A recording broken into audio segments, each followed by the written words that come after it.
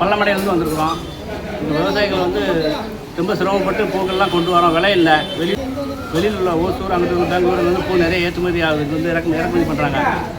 பூரா இது ஃபுல்லாமே இப்போ விலைவாசி இல்லாமல் விவசாயிகள்லாம் ரொம்ப கஷ்டப்படுறாங்க. விவசாயத்தை விட்டு வெளி வேலைக்கு போகிற நிலைமைக்கு இருக்கும்.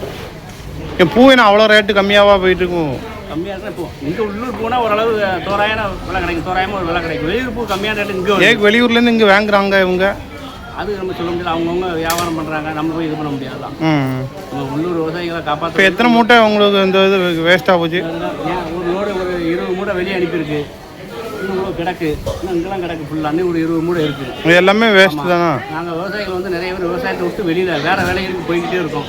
இதெல்லாம் நம்ம நாட்டில் சொல்லுவோம். இது எவ்வளோ நஷ்டமாயிருக்கு உங்களுக்கு? நேற்று மட்டும் பார்த்தீங்கன்னா ஒரு ஆளுக்கு 3000 நஷ்டம். நாங்கள் கொண்டு வந்த ஆட்டோ சார்ஜ் எல்லாமே இருக்குது. ஒன்றுமே இல்லை. விவசாயத்துக்கு ஒரு 10 பைசா பிரயோஜனம் கிடையாது. உங்கள் பேர்? அந்த ஆள் சம்பளம் ஒரு ஆளுக்கு 300 கூலி கேட்காங்க. அவங்களுக்கு ஆட்டோ வாடகை எடுத்து பறிக்க கொண்டு வரது. மறுபடியும் டீ செலவு எல்லாம் இருக்குது. உங்கள் பேர் என்னென்ன? என் பேர் மாரிமுத்து. நீங்கள் பூ விவசாயி தானே? நம்ம பூ விவசாயி. அதை மட்டும் நம்பி தான் வாழ்ந்துட்டீங்க? அது விவசாயத்தை நம்பி தான் வாழ்ந்துட்டு இருக்கோம். இப்படி எல்லாம் நஷ்டமாக வச்சுன்னா விவசாயிகள் எப்படி வாழ்வாதாரமே பாதிக்கும்.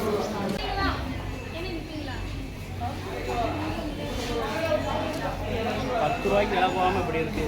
ஒரு கண்ணை 1 ரூபாய்க்கு பூ கொண்டு வரதுக்கு 60 ரூபா வருது மொத்தம். எதனால் இப்படி கிடக்கு?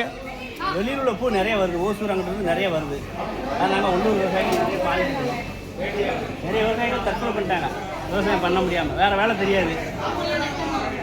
வெளியூரில் போர் நடக்க அந்த மாதிரி இங்கே நடந்தால் தான் உணவு பற்றாக்குறை அந்த மாதிரி வரும். விவசாயிகளை காப்பாற்ற முடியும்.